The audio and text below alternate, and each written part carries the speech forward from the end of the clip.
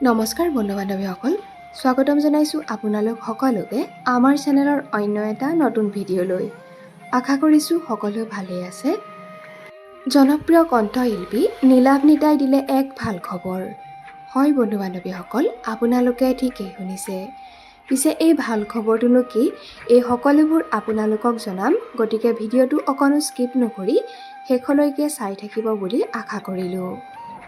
লগতে আপোনালোক কোনে কোনে বাৰু নীলাভ নিতাৰ গীত শুনি ভাল পায় কমেণ্ট বক্সত কমেণ্ট কৰি জনাবচোন। কণ্ঠশিল্পী নীলাভ নিতাই লাভ কৰিলে Assam icon award. Popular female ছিংগাৰৰ খিতাপ লাভ কৰে কণ্ঠশিল্পী নীলাভ নিতাই। 2025 বৰ্ষৰ অসম আইকন এই এৱাৰ্ডটি প্ৰদান কৰা হয় কণ্ঠশিল্পী নীলাভ নিতাক। আপোনালোকে বাৰু নীলাভ নিতাৰ খবৰটো শুনি কেনে পালে কমেণ্ট বক্সত কমেণ্ট কৰি জনাবচোন।